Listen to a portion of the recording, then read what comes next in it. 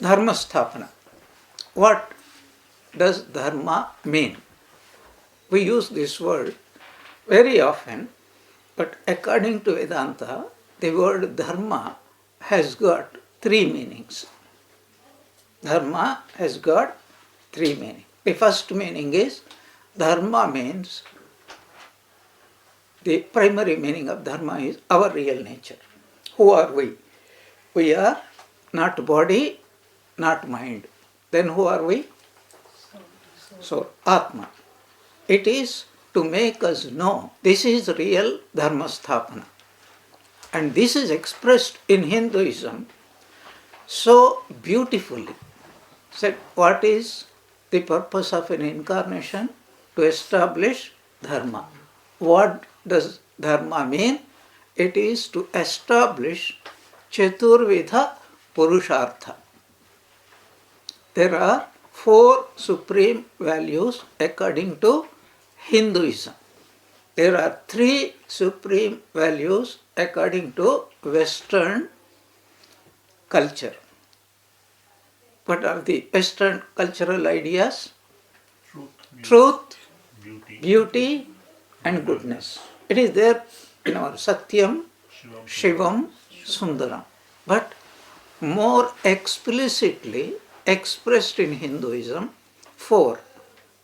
They are called Purusha, Artha. Purusha means every intelligent human being. Artha means sought. Every human being seeks or should seek four things: dharma, artha, kama, and moksha. How many? Four. Dharma, artha, and kama. Now, these four are divided or subdivided into two. Dharma, artha, and kama. This can be termed as instrumental values or worldly happiness, or in Sanskrit, abhyudaya. What is the name? Abhyudaya. This is the word used in our scriptures, and Shankaracharya, as we would like to point out just later on, he divided Purusharthas into two: Abhyudaya and Nishreyasa. Abhyudaya means the highest happiness obtainable in this world. Nishreyasa means just to be oneself, Brahmananda. What Sri Ramakrishna says roughly, Vishayananda and Bhajanananda belong to Abhyudaya. Brahmananda belongs to Nishreyasa, only Nishreyasa. That is realization of God, happiness after realization of God, happiness before realization of God. Two types. So this is called Dharma Sthapana. What is it? First, an incarnation clarifies these are the four goals by any intelligent human being, not a stupid, idiotic human being. Intelligent human being, of course, even an unintelligent human being also wants happiness. But what is the difference? The difference is unintelligent human being unintelligent, doesn't know how to get it. He wants it, but he cannot get it. An intelligent human being wants it, but also knows how to get it. That is the difference. That is why it is called Purushartha. Artha sought by Purusha. Purusha means human being, not man. Purusha doesn't mean man. Purusha means human being. But not every human being. An intelligent human being. So, the whole world, all the men can be divided into two categories: wise and otherwise. Yeah. Okay. Dharma Sthapana. Then, he also, in the Bhagavad Gita, why does an incarnation incarnate? Paritranaya sadhuna. To protect the virtuous people, spiritual people, religious people, anybody who is leading a good life is a virtuous person. And also at the same time to destroy demonical people, vinashaya cha dushkruta. We need not literally take this meaning, though this is what Bhagavad Gita says, paritranaya sadhuna.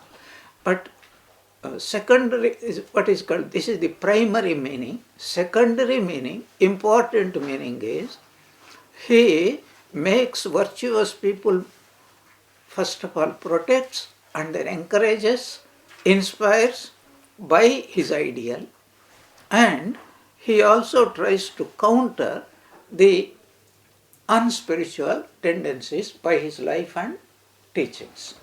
That is the meaning of dharmastapana. Not necessarily always he kills, sometimes destruction also takes place. Okay. Whom did Sri Ramakrishna kill?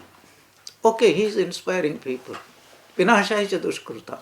That's why Swami Vivekananda says in that beautiful hymn, Shakti Samudra Samuttita Rangam. What did he say? Samshaya Rakshasa Nasha Mahastram. What is the greatest evil of this yuga? It is called Samshaya. Samshaya means what? Not having faith in higher values of life, not having faith in God, not having faith that there is an afterlife, not having faith that there is an afterlife, after life, after world and God. Sri Ramakrishna comes and establishes this faith to the hilt. Okay, this is the major reason why God incarnates. Okay, then you can also put secondary things to prove that God exists and can and must be realized. By his life, he proves God exists and he can be realized and he must be realized. That's why many times what he says, Sri Ramakrishna says in the Gospel, that the goal of life is God realization. And he says, he who doesn't realize God, he lives in vain. Very clearly. Next, to prove the promise of Bhagavan Sri Krishna, Ananyas Chintayanto Mam E Janaha Pariyupasate Tesham Nityabhiyuktanam Yogakshemam Vahamya. There is a beautiful verse. Now, this teaching is taken from the great master directly. Why did Sri Ramakrishna incarnate? Swami Sharadananda's reason, one of the reasons is, in the Bhagavad Gita, God had promised, God means Krishna is not Krishna. Krishna is God himself, incarnation. He promised, whoever depends upon me, thinks of me, I will protect him and I will bring whatever is necessary and I will look after him in every way. Swami Sharadananda says, in this age, people have lost faith in this promise of the Lord, and so Sri Ramakrishna is specifically born that this statement of God, promise of God, holds good forever, and it is to prove to the hilt that it is the Sri Krishna's promise holds good for how long? Forever. And in this connection, I remember a beautiful promise as I was thinking about Sri Ramakrishna. Sri Ramakrishna's one of his teachings is, if any person had sincerely prayed to God even once in his life, he is sure to come here and attain the purpose of life. And that was what in Ramayana also it is said, when Vibhishana came to take refuge in, then everybody was doubting, excepting Hanuman. And then Rama tells to everybody categorically, it is one of the most wonderful verses in the whole of Ramayana. If any person says once in his life, O Lord, I take refuge in you, thereafterwards I will not leave him, he may leave me, but I will not leave him. And this is what Sri Ramakrishna is telling. Suppose a person called upon God once, sincerely. After that, he forgets about it. What happens to him? Will he come to God or not? Okay. He will come. That is the promise. But we also have to understand, he will come to God means what? He will come to Sri Ramakrishna, or he comes to Sri Ramakrishna's teachings. We have to understand, many people do not know the name of Ramakrishna. Many people know also. One of our Swamis in America was asked, Swami, are you a Christian? He said, no, I am not a Christian. I am a Ram Christian. So here we are not talking about a particular person. We are talking about the ideal. So he can be Jesus, he can be Buddha, he can be any local saint, doesn't matter. They come to God. Okay. That is why to prove the promise of Bhagavan Sri Krishna, to prove that academic education is not a requirement for spiritual life. Swami Vivekananda gives an explanation of it. Perhaps we'll come to that later on. And Swami Adbhutananda's life is a graphic illustration that you don't need any academic qualifications. And Sri Ramakrishna himself in his life, when his brother wanted him to get academic education, what was his famous reply? What is the use of education which bundles only rice and banana? That means he is denying that the purpose of education is not just to earn money. The purpose of education is to purify ourselves and to reach God, to progress in spiritual life. To prove that happiness doesn't depend upon any external factor. How did he prove it? He lived a very simple life. And yet, who was the most happy person in this world? And how do we know he was a happy person? Two proofs. One proof was whoever lived with him. They said, the moment we enter into Sri Ramakrishna's presence, we are filled with ecstatic happiness. Definitely. And second proof is us. Whenever you think of Ramakrishna, do you feel happy or not? What does that mean? If you are thinking of Ramakrishna and not happy, what are you thinking about? Something else. Whenever you are happy, what are you thinking about? Happiness is another name for God. Yeah. It's a wonderful subject, but we might discuss it in the future. But the point is, you don't need anything. No money, no comforts, nothing is necessary. You can be very, very happy. Now, why is that point very necessary? Because these days, the minimum basic requirements, what is called bare necessities. Bare necessities, without that, man cannot be happy. This is what these educated, wise psychologists are telling, the hierarchy of values. It is again another wonderful subject from the psychological point of view. But Sri Ramakrishna proved that any man without any external thing can be very happy, like that king who didn't have any clothes, if you remember this story. Remember? There was a king. He was very unhappy. He wanted to become happy. He asked a wise man how to be happy. He said, find out the happiest man in your kingdom, put on his clothes. So he sent his soldiers.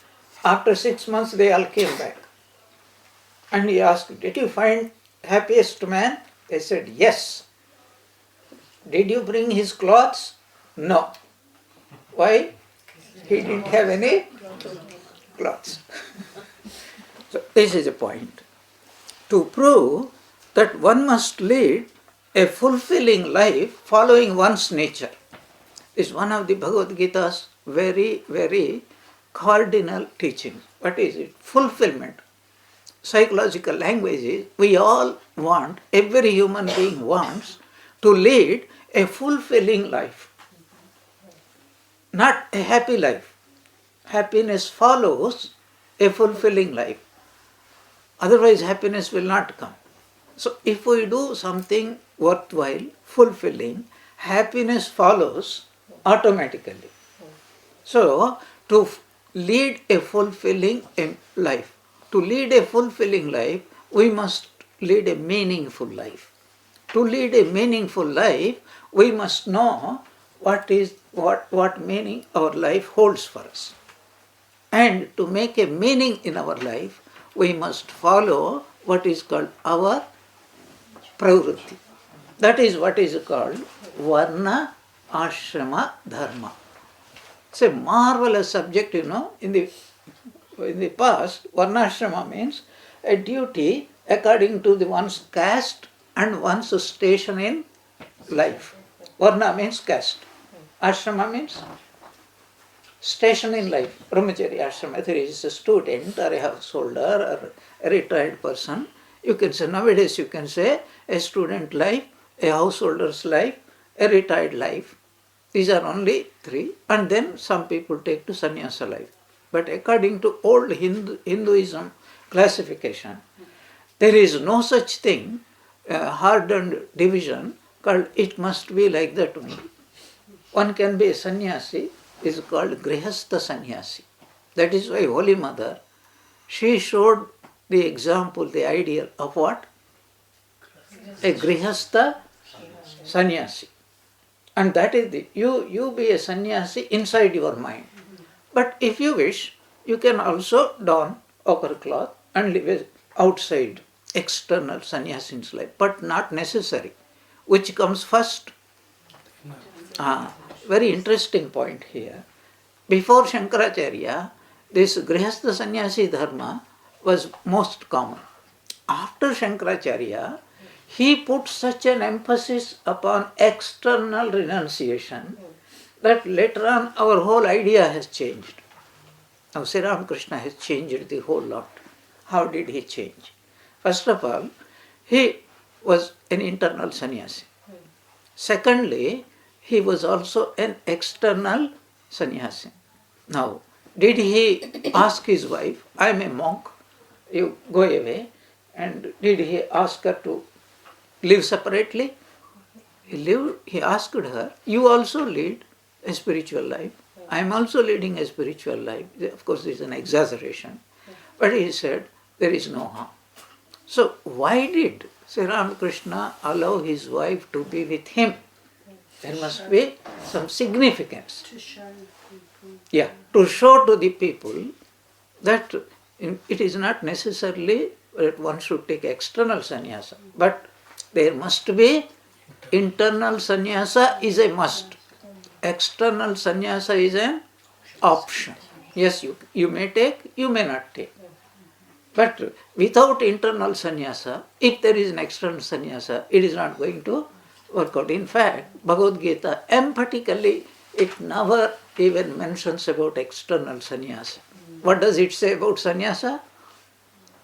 It says one who had given up sarva sankalpa sannyasi yoga rudaha. A sannyasi is one who had given up all what is called desires. He never mentions for once about external sannyasi. Have you noticed it? It will never come in the Bhagavad Gita. Even in the last chapter, Moksha Sannyasa Yoga, the very chapter's name is Moksha Sannyasa Yoga. So Arjuna specific, what is the difference between a Tyagi and a sannyasi? He never mentions you have to go outside society. The idea was there. There were some people who used to, they were called Shramanas. For example, Agnivalkya says that I would like to take up the life of a sannyasi. But there is no specific, they used to live individually. It's a style of life. Sri Ramakrishna had come to prove that internal sannyasa is very, very necessary. And in the same line, God incarnated as Sri Ramakrishna to prove that Varna ashramas are real, not as interpreted in our traditional way, not Jati Brahmana, but Guna Brahmana, etc. So, whichever station, whether you are a Brahmin or a Shudra, or whether you are cleaning the shoes or you are preaching, it doesn't really matter. You behave, each one has got his own dharma, and if we follow that dharma as nishkam, as a worship of the Lord, then one evolves and progresses in spiritual life. To prove that to be successful, one must fulfill 4 conditions. To be successful in any life, specifically in spiritual life, but in any field of life, one must fulfill how many conditions? 4 conditions. Specifically, you can meditate upon them. First, there must be a definite goal. Second, there must be discipline.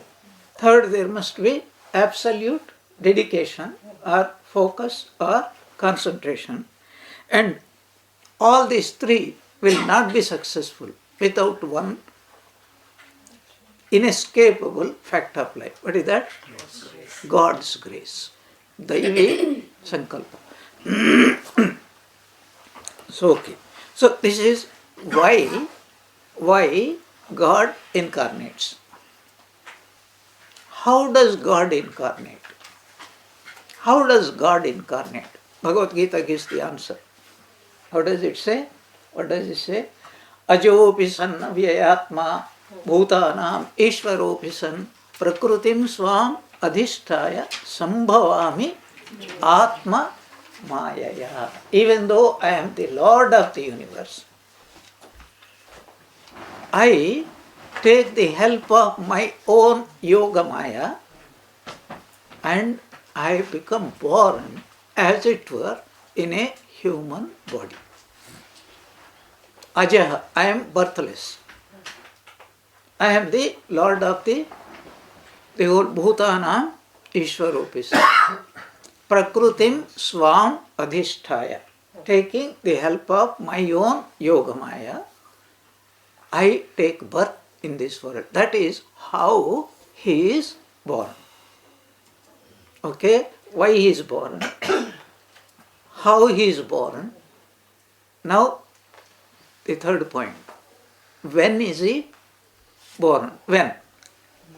So Bhagavad Gita gives yada yada hi. Whenever virtue declines and vice increases, then I incarnate myself and I establish virtue and try to eliminate what you call vice, adharma.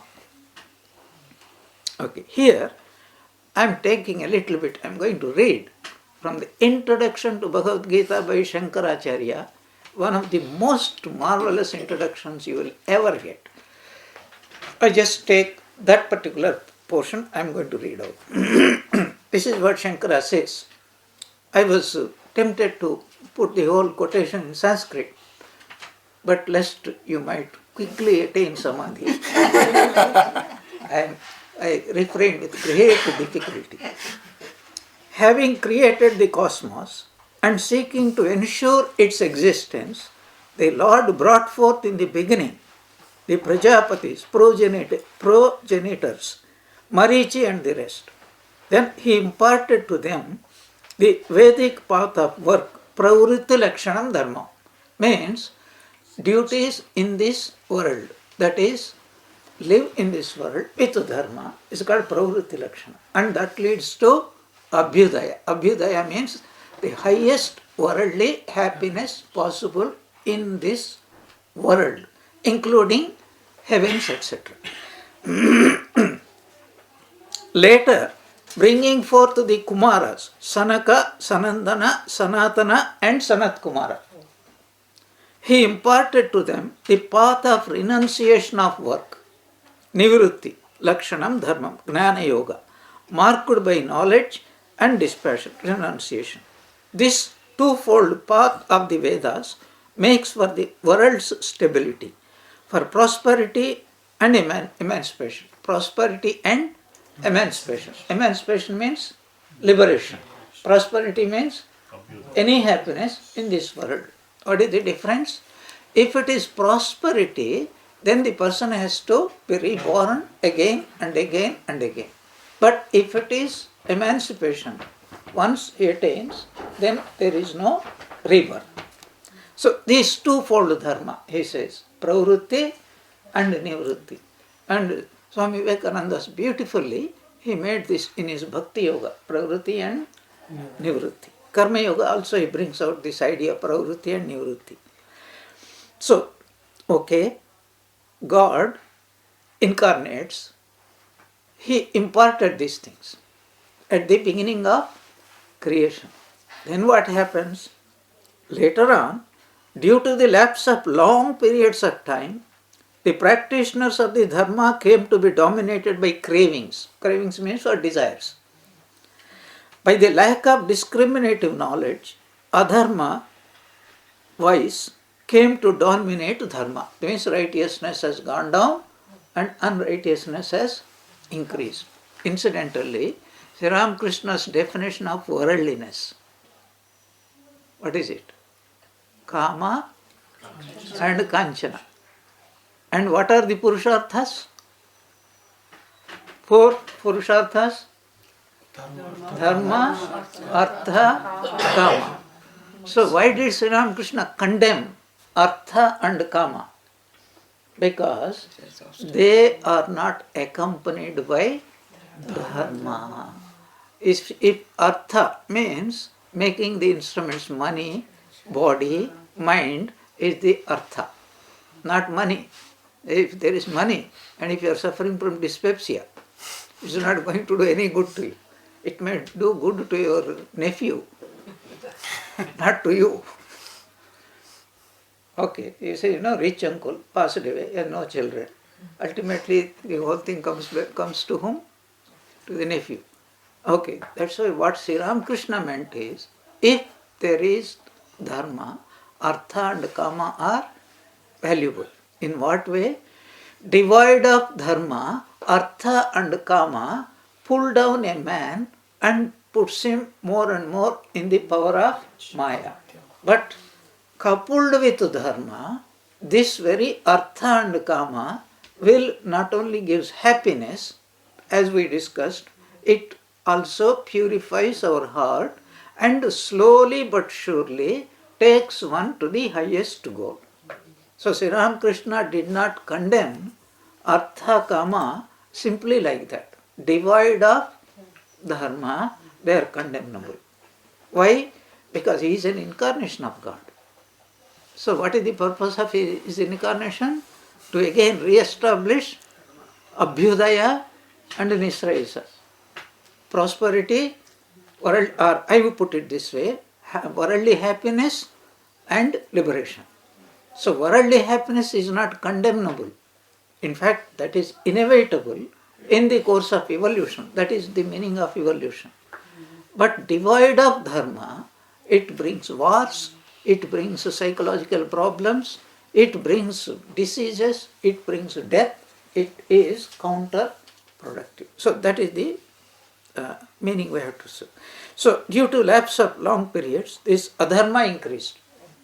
Then what happened? Therefore, with a view to ensuring the well-being of the world, the primal all-pervading agent, celebrated as Narayana, is held to have born of Vasudeva and Devaki's womb. You are talking about Sri Krishna. By an aspect of himself as Krishna, in order to safeguard the spiritual power in the world. Once the dominance of spirituality is assured, the survival of the Vedic Dharma is guaranteed, which is supported by people doing their duties according to their role in society and stage in life. So, to re-establish the evolutionary process by which man slowly travels from a lower rung to a higher rung, and that is where the three Purusharthas, Dharma, Artha and Kama, if we follow, then inevitably what is the fourth step of the ladder? Moksha automatically comes. This is the secret. When does God incarnate. Okay. Exactly the same idea. If you have read, I sent some notes. Did you receive those notes? Yes. This is what Swami Vivekananda is telling. Have you read? Yes. Yes. Okay. I'm just reading quickly. When, by the process of time, fallen from the true ideals and rules of conduct, and devoid of the spirit of renunciation, addicted only to blind usages, and degraded in intellect, the descendants of the Aryans failed to appreciate even the spirit of these Puranas, etc., which taught men of ordinary intelligence the abstruse truths of the Vedanta in concrete form and diffuse language, and appeared antagonistic to one another on the surface, because of each inculcating with special emphasis only particular aspects of the spiritual idea. And when the one eternal religion of the Vedas, Sanatana Dharma, the grand synthesis of all the aspects of the spiritual ideal into conflicting sects, and by seeking to sacrifice one another in the flames of sectarian hatred and intolerance, that then it was that Sri Bhagavan Ramakrishna incarnated himself in India to demonstrate what the true religion of the Aryan race is, to show where lies the true unity of the Hindu religion, and above all, to hold up before men for their lasting welfare as a living embodiment of the Sanatana Dharma. It's very important, underlined as the living embodiment of the Sanatana Dharma. That is why, what did Roman Rolla say? Roman Rolla said, Sri Ramakrishna lived 2000 years of Hindus' life. That means he embodies all the incarnations, all the phases of Vedanta, Vedas, Upanishads, Tantras, and Puranas. So he came, nothing has to be denied, nothing is to be said as useless. Everything was useful in its own time to prove.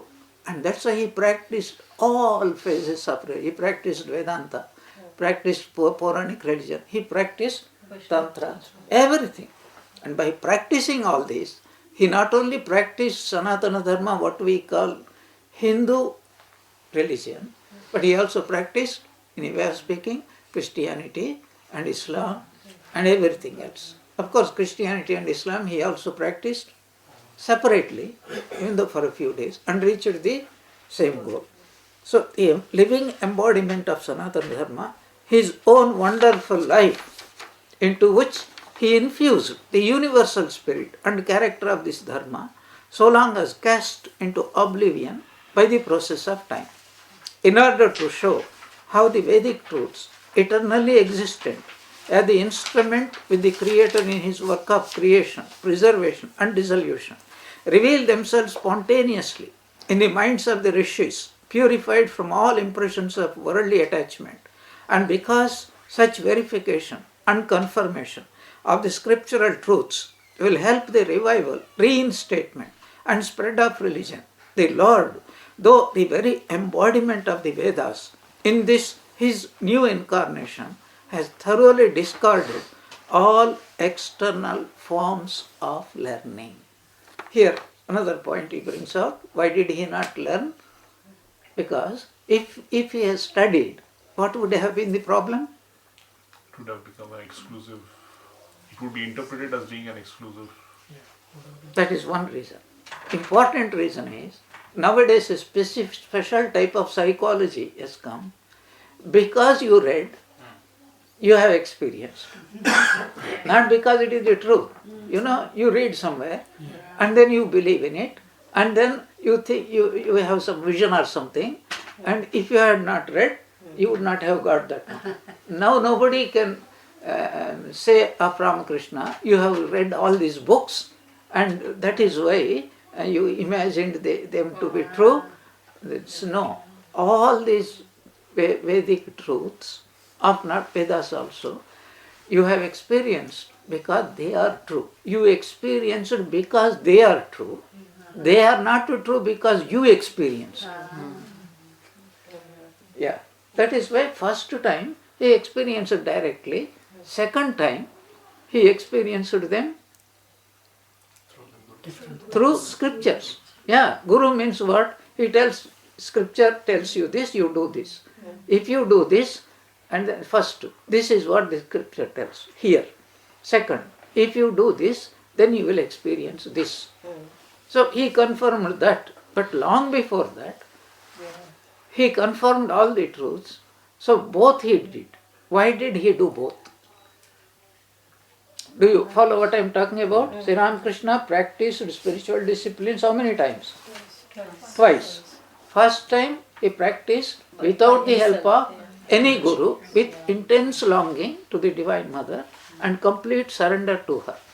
Second time he experienced exactly, I am not exaggerating, because he himself said, whatever I have heard from my gurus, so long before they came, Divine Mother had revealed to me every single one of those truths.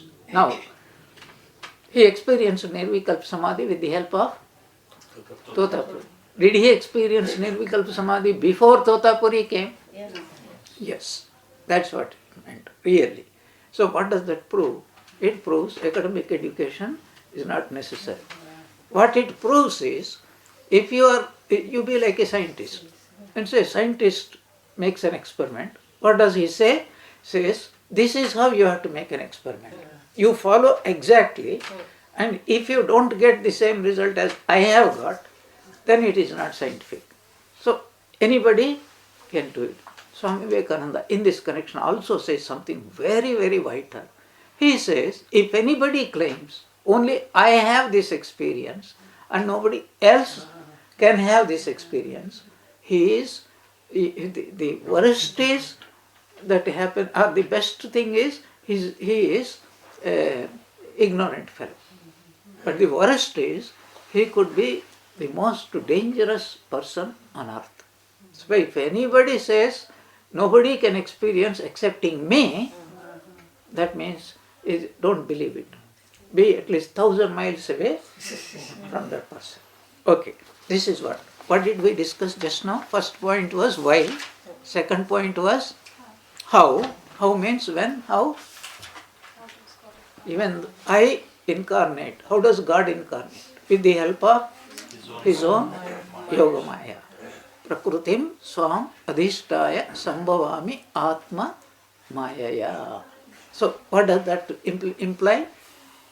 If a person says, I took up the dress of my servant with the help of my servant, what does that show?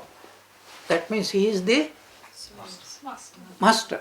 That means whenever he wants, what about us? So the servant did not dress us because of our desire. He said, you stupid fellow, sit down, I will dress you. So he is the master and I am the slave. In his case, he is the master and Maya is his slave. That's why he says, Daivi Hesha Gunamayi Mama Maya Duratyaya Mameva Ye Prapadyante Mayam Idam Janand.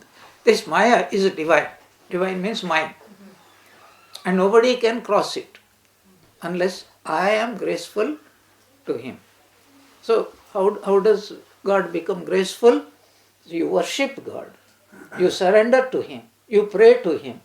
Then he will say, this is my man. Do not trouble.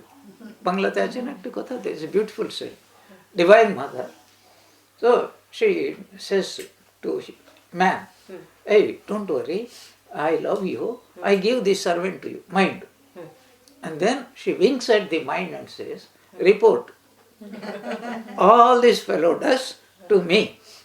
And I know how to pull the strings through the mind. But if anybody worships her, she says, hey, look, this is my man. So you only help him and do not hinder him. That's what exactly, this is the idea. So we discussed why, discussed how, discussed also when.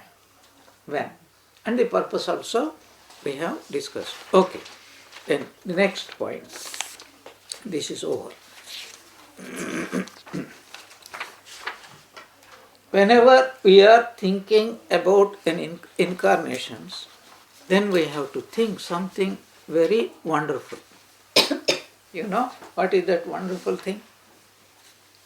Why are we studying? What are we studying? The life of Sri Ramakrishna as what?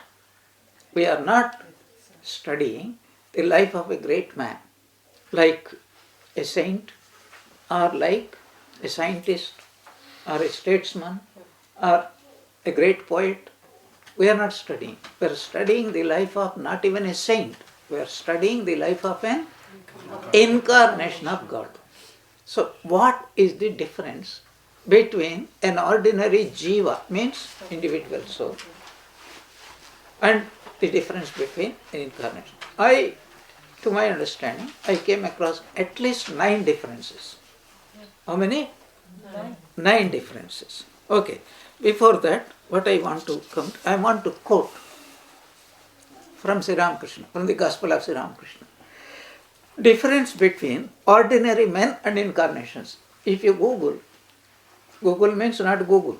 Google Gospel of Sri Ramakrishna. Difference between ordinary men and incarnation is what he says. There are different planes of consciousness, the gross, the subtle, the causal, and the great cause. Entering the Mahakarana, the great cause, one becomes silent, one cannot utter a word. But an Ishvara Koti, after attaining the great cause, can come down again to the lower planes. Incarnations of God and others like them belong to the class of the Ishvara Kotis. They climb up and they can also come down. They climb to the roof and they can come down again by the stairs and move about on a lower floor. So Sri Ramakrishna gives a beautiful example. There is a royal family. There is a ordinary person. He can go what we call Antapura, inner court, where women live. He cannot enter into that. He can only come to the outer gate and he will not be allowed to enter. But suppose there is a prince. What can he do? He can go inside because it is his mother, his sisters, and he can go out, he can go in and out. This profound truth, Ramakrishna puts it in a more technical language. Mother, after his experience of Nirvikalpa Samadhi, the Divine Mother commanded him. What was the commandment? Live in state of Bhava Mukha. Explaining this, Swami Shardananda says, what is Bhava Mukha? It is a state where a person, according to his will, can either be in Nitya or Leela. Either he can be in Nirvikalpa Samadhi or he can be just like us, completely behaving like us, as if like us, but constantly aware, seeing everything as Leela. Okay. 2 clarifications. What is Nitya? Nitya means absolute. What is Leela? Leela means the relative. That means the Samadhi and outside Samadhi have no meanings here. Because Samadhi means living constantly with the knowledge I am Brahman. That is called Samadhi. Whether you are consciously, according to you, or unconscious, doesn't really matter. So he can live in either plane according to his will. Any number of times he can go and he can come down. So Nitya means complete identity, I am Brahman. Leela means what? What's Leela? Seeing the world as God. That means what? I will put it this way. Nitya means I am Brahman. Leela means I am Brahman. Everything, whatever I experience, is also Brahman.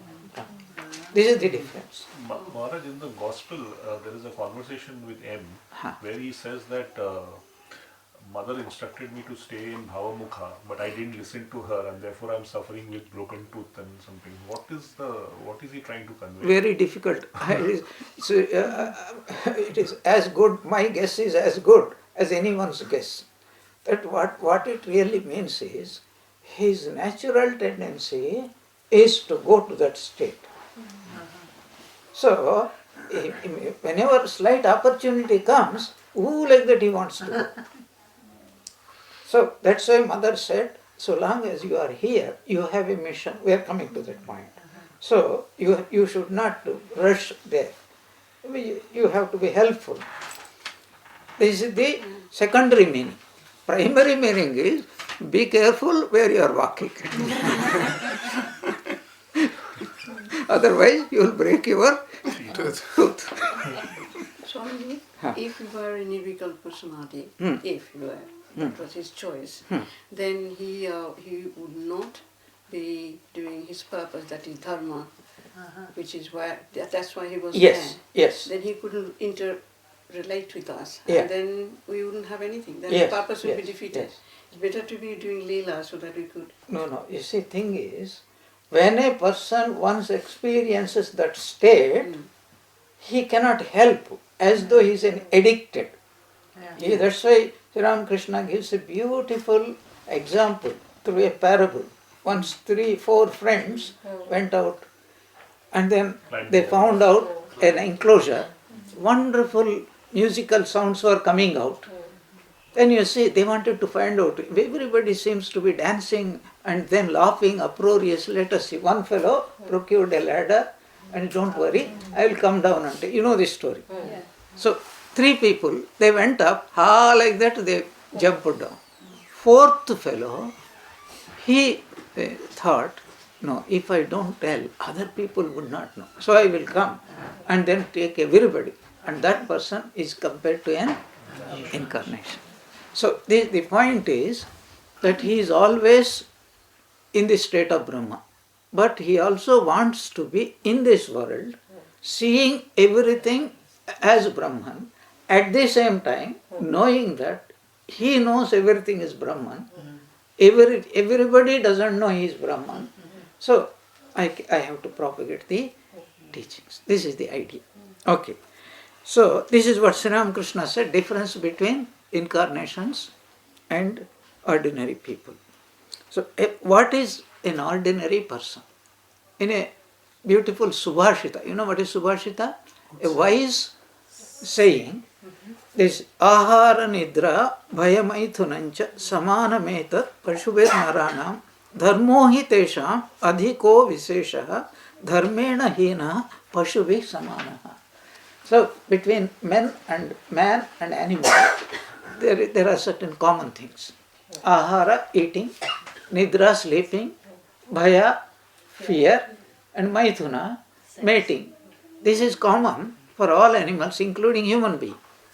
The difference is, what is Visesha? Man has the power of Viveka, where he knows what is right, what is wrong. And this is what makes a man separate from animals. This beautiful teaching, Sri Ramakrishna gives in his own way. Who is a Manush? Man Hush. One who is aware of Man. What is Man? Discrimination. Man means who is aware that I am a human being, I should not be an animal. A human being is one who is aware of something higher within himself. This word, I will just dwell a minute on this word man. So mana is a word Sanskrit which means to measure. Human being has got a capacity to measure. Measure what? Measure everything. He can measure happiness. He can also, it means he is aware of what is happiness. He is aware of what is unhappiness. He is aware what is right. He is aware what is wrong. But of everything, the real meaning is he is aware of Purusharthas. Dharma, Artha, Kama and Moksha. One who is aware of these 4, he is a human being. That's why it is called Purusha Artha. One who is not aware, he is a mere So this is what we say. Now I said at least 9 differences. I think did I send some of you those differences? Whatever notes you sent, those. Was it not there? Okay. Okay. Very briefly, I am going to outline them. So I made a chart like that: Jiva and incarnation, avatara. First of all, the very word avatara. What does the very word avatara means? Do you know what is the meaning of avatara? Avatarana. Do you know what is avatarana? Coming down. This is the first difference. Man is going up. God is coming down. Descending. So why does he descend? God comes down so that he can help man to ascend to God.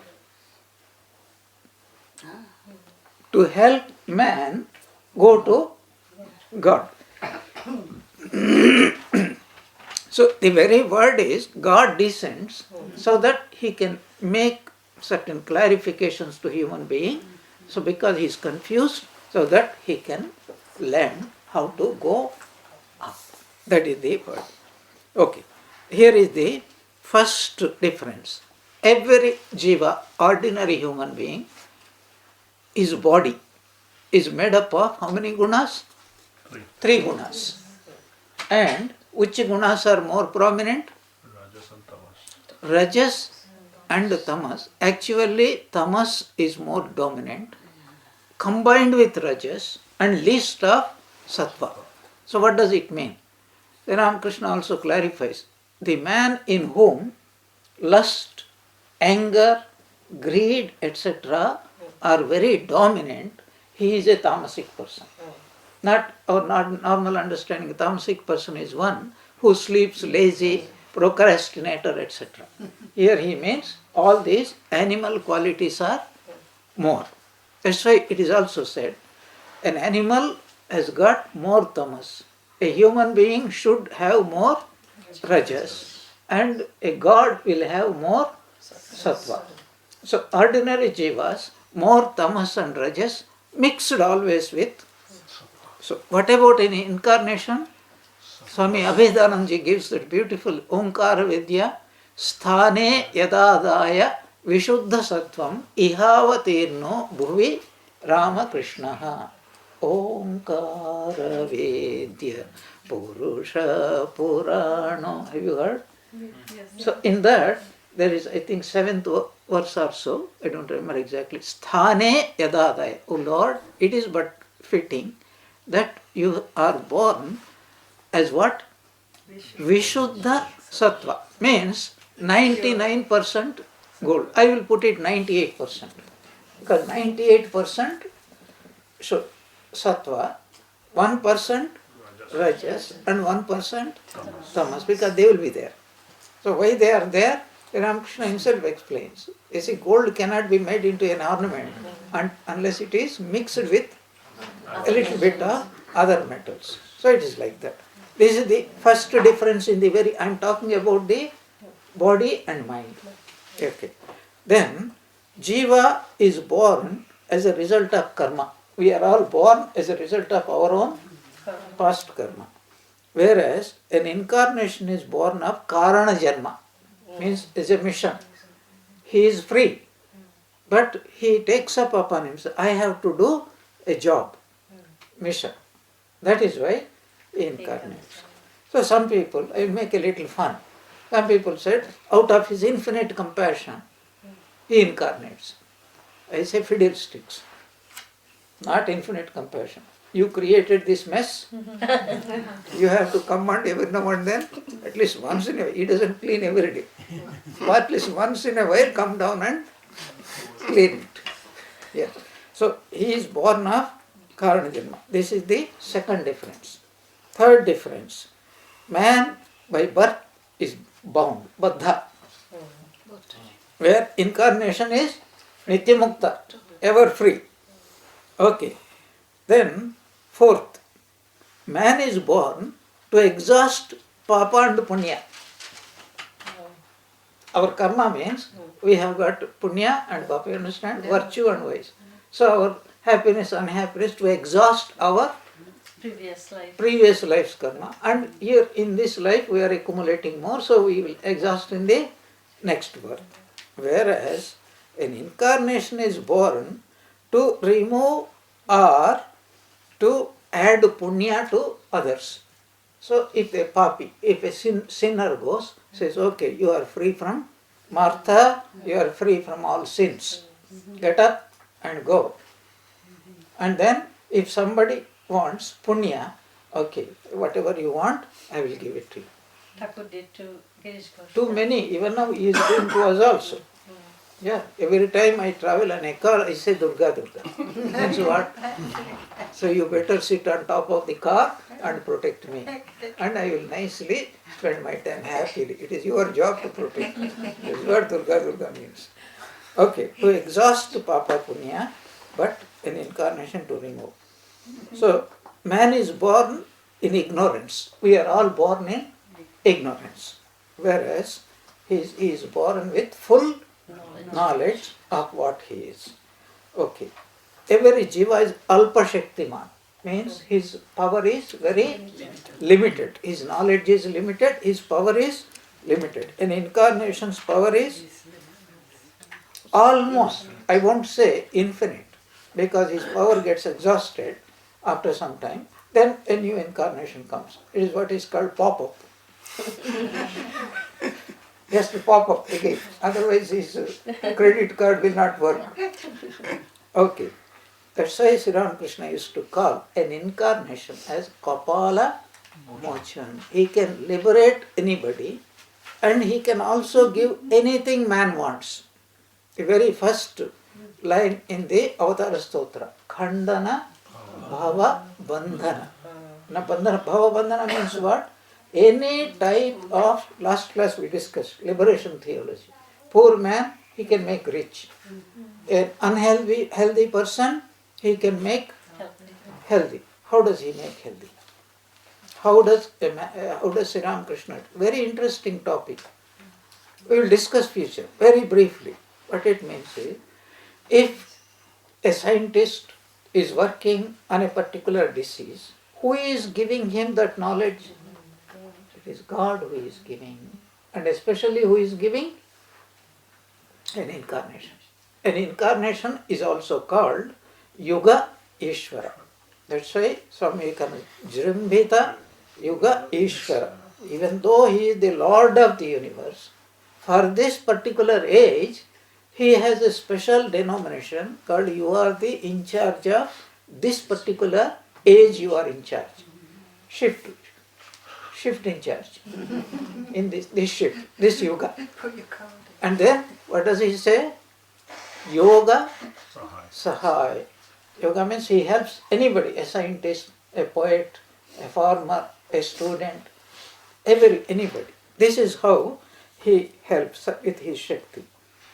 So a jiva is born to get abhyudaya or nishrayasa. We have to strive either for worldly happiness or for moksha. Whereas, what does an incarnation do? He grants abhyudaya or nishrayasa. That means he gives us grace. Yeah.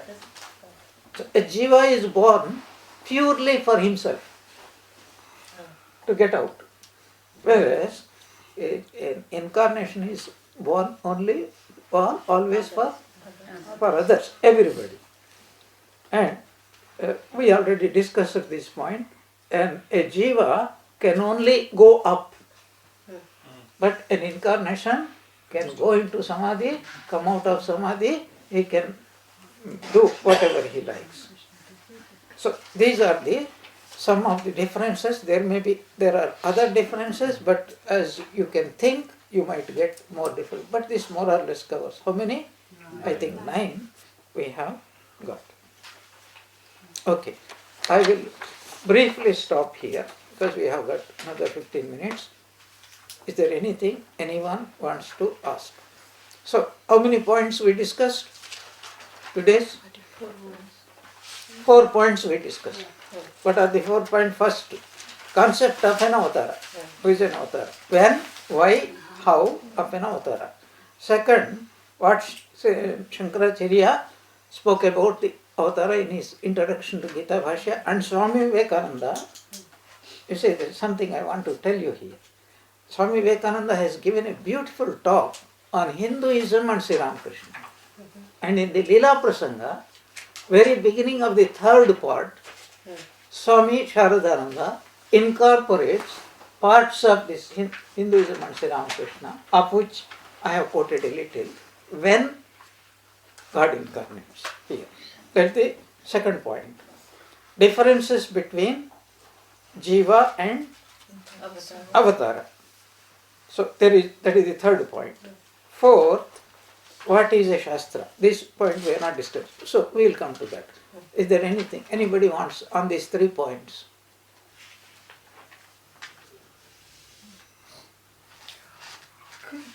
Could you just, what are the 3 points in the West? Because I only got 2 of them.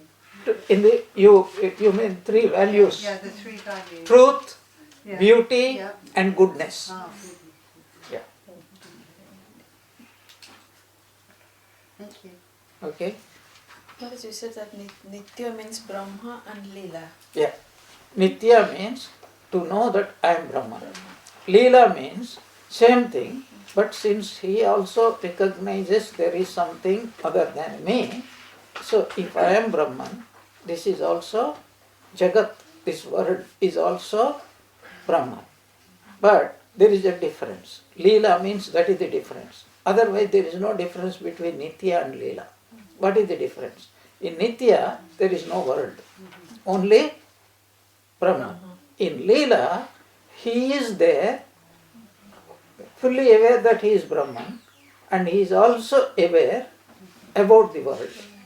Now, about the world, he is aware of 2 factors. What is it? In reality, this world is nothing but Brahman, God. But there are so many people who are also ignorant. On some other occasion, I discussed this Leela point of view. What is it? It is like a psychiatrist. Remember? Yeah. Suppose a patient goes. A patient. He says, I am Napoleon. The psychiatrist now has 2 views about the patient. You get it? First view is, he is not Napoleon. He is just like me, you, anybody. Absolutely same. Second, even though I know he is not Napoleon, but the patient thinks he has a problem. So, I know there is no problem. But I know he has a problem. So, I have to help him how to get rid of that problem. So, this is exactly the position an incarnation has. Then he says that this whole world is nothing but God. At the same time he is aware, the whole world, hardly there is anybody who is aware that he is God. So I am here to help them to know that they are also God. There is an interesting sequel to it. From Brahmananda's teachings you get. So he says sometimes, to whom shall I see everything as Rama. So to whom shall I teach? I can't teach Rama. Maharaj, is it the when Thakur says Jnani and Vijnani, is he talking about Vijnani being somebody who's experienced Brahman but is now experiencing Leela? Basically, he's Okay. I will not deal with that question in today's class. The reason is, its question is very simple. The answer is very conflicting and deep. Very briefly what I say is, if a Vijnani is one who goes up and also comes down, which applies only to avatars and Ishvara kotis, then there are so many Jivan Muktas. Not only Nitya kotis. For example, Shankaracharya. For example, Totapuri. Swamiji. So many, Swamiji is a Nitya Mukta. Ishvara koti.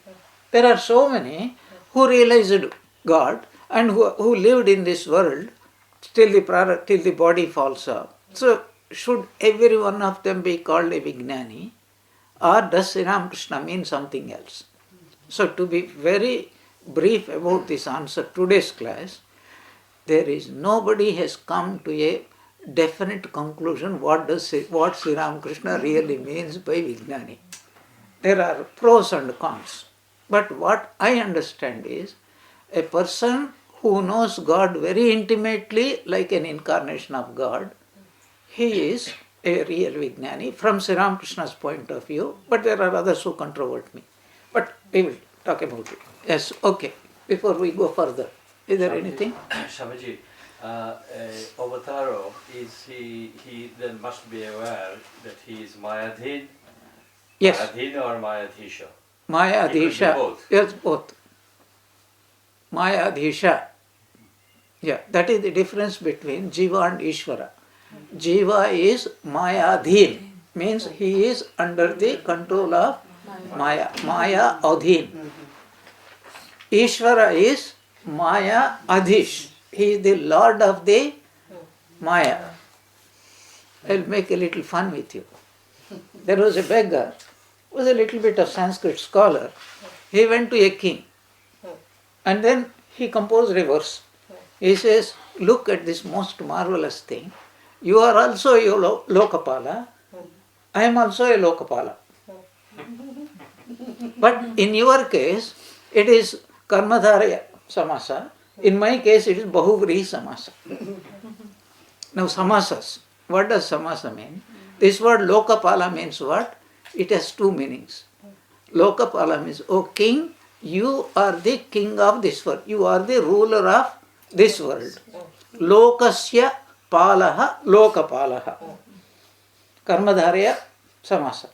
Bahuvrihi Samasa is Lokaha yasya isha palakaha.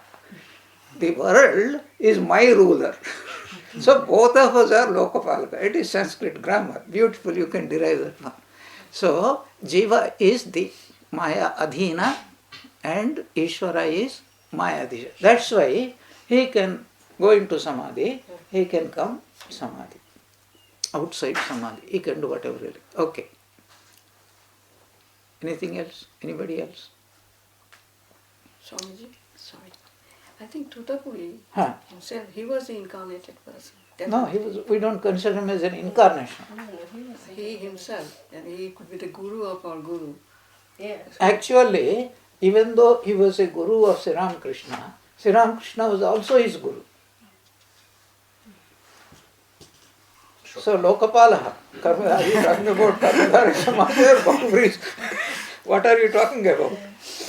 So what it means is, he could see when he sat in meditation, 2 points earlier, he could sit in meditation and go into Samadhi and know, I am Brahma. But when he opened his eyes, he couldn't see Brahma. He saw Maya. That's why he refused to go to a temple. Sri Ramakrishna made him realize, inside also Brahman, outside also is Brahman. That means he was a man of Samadhi, but he doesn't know what Leela is. But after he realized that the world outside is also Divine Mother, then he became a Leela Purusha. Leela Purusha. Okay? Good.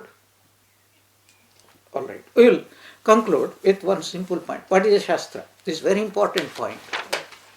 You understand what is a Shastra? Shastra means Veda. Shastra means Veda. Let me clarify before we go, maybe next class we will see. What's a Veda? A Veda means knowledge. What do you mean by knowledge? It means, Swami Vivekananda clarifies it. Every word, every story, every parable, every teaching that is given in the Veda is not Veda. So what is Veda? What is Veda means what is that such a big book? What is real knowledge? That knowledge which is obtainable through our 5 sense organs is called Laukika Jnana, worldly knowledge. That knowledge which we cannot get through our five sense organs, that alone is called Veda. So there are in our Vedas, in Bibles, in Quran, so many stories are there. So many examples are there. So many teachings are there. They are not Veda. Veda's business is only one. What is that business?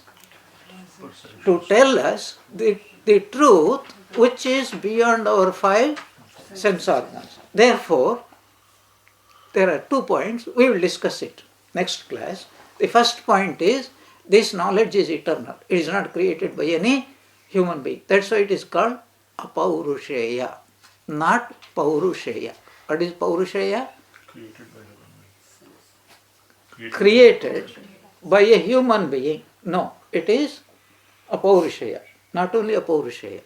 It is not even created by God. Because knowledge is eternal. What is eternal? That which can never be created is eternal. One meaning of eternal means if it is created, it is not eternal. It came at some point and then it is continuing. But since knowledge is eternal, even God doesn't create.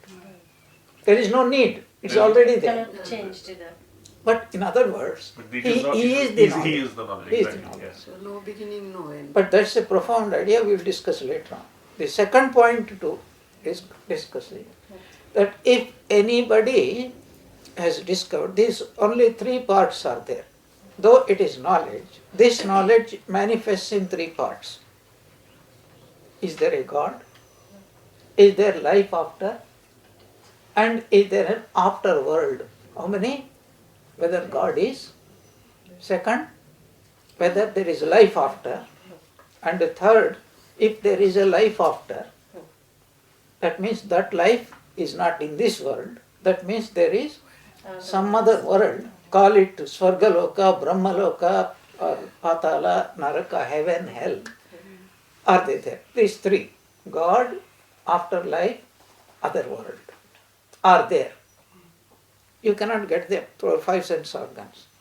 Why? Because God cannot be seen, God cannot be smelt, God cannot be heard, God cannot be tasted, and God cannot be touched. Therefore, there is no way. So these are the 3 truths. Okay. This is the second point. What is the third point, do you know? Since these are extrasensory truths, they can neither be proved nor can be disproved. Because to prove or disprove, they must be available for some people's experience. You see the point? That's why either you believe, you don't believe. You have a choice either to believe or not to believe, but you have no choice either to prove it or to disprove it. Do you see the difference between these 2? You have a choice. Okay, I don't want to believe. But there is a condition there. You can choose not to believe when? Only when you know.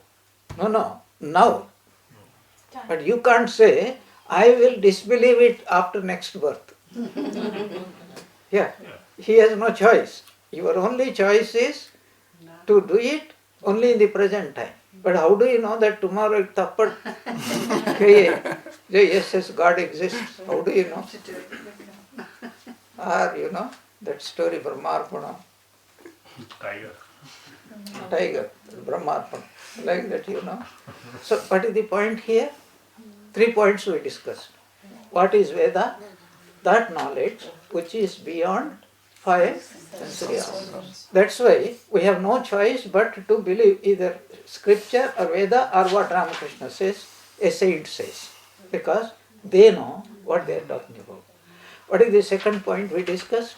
There are 3 expressions of that knowledge which is beyond our sense organs. What are those 3? God, afterlife, and other world. Okay, what is the third point? Cannot be proved. That you cannot either prove or disprove. Because you are talking about something which you don't know. So 2 people who don't know, it is like, 2 people were walking in the street. They met in the street. So both of them were deaf. So one fellow asking, are you going to market? The other fellow said, no, no, no, I'm going to see my son. Oh, I thought you are going to the market. It is like that. So it is completely useless. That is why an important fourth point, very important, you cannot use reason to prove the truths of the scripture. What is the point? You cannot use reason because reason works where? Reason works only in the field of which you already know. Whether this is white, this is red, or is good or bad, only when you know. After knowing, reason works. So then what is the purpose of reason? It's a beautiful topic, and the topic is discussed, revelation and reason. What is the relationship? The relationship is, first you have faith, you believe. And then, what is the purpose of reason here? Not to prove them. Because we said you cannot either prove or disprove. Then what is the purpose? The purpose is how to understand the scriptural truths properly and then implement it in my life. Do you see what I am talking about? Suppose take a simple example. Ramakrishna says how to live in this world. Live like a maid servant in a rich man's house. And we take for granted you believe in it. Okay. Having believed in it, then reason comes. Am I really practicing it? Or am I not practicing it? Where am I slipping? And how to improve my quality of life in this regard? There, if we don't have reason, invariably we go wrong. You see now the difference? First faith, then reason to transform our own life. That's important. Okay, we'll do today. Om Jananim Sharadam Devim Ramakrishnam Jagadgurum Padapatme Tayo Shritva Pranamam